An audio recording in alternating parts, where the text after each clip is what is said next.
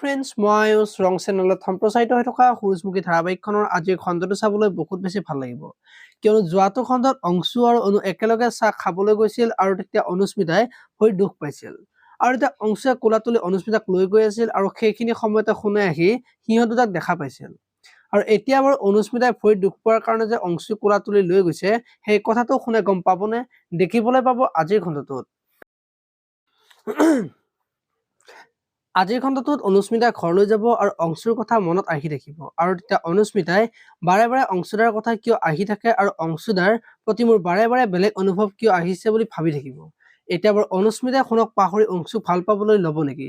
দেখিবলৈ পাব আজিৰ খণ্ডটোত। এইফালে আকৌ পুৱতি ঘৰলৈ যোৱাত পৰিহঁতৰ মনটো বহুত বেছি ভাল লাগিব আৰু পুৱতিয়ে তহঁতেতো মোক পাহৰি গৈছা বুলি পৰীক কব আৰু তেতিয়া পৰিয়ে তই তেনেকৈ কিয় কৈছা? আমিনো তোক কেনেকৈ পাহৰিব পাৰিম বুলি কোৱা দেখিবলৈ পাব। আৰু তেতিয়া অংশু পুৱতিৰ ওচৰলৈ আহিব আৰু তই এতিয়াৰে পৰা ইয়াতে থাক, ইয়াৰ পৰাই পঢ়িবি বুলি কব। আৰু তেতিয়া পুৱতিয়ে সন্ধ্যাই ড্ৰাইভাৰৰ কামটো কৰি মোক ক'তনো ভালদৰে ভাল কলেজত পঢ়াব পাৰিব, ভাবিলে মোৰ ফিউচাৰটোলে টেনচনে হয় বুলি কব।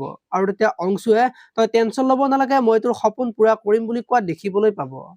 আপোনালোকে সূৰুযমুখী ধাৰাবাহিকখন চাই কেনেকুৱা পায় কমেন্ট কৰি জনাব।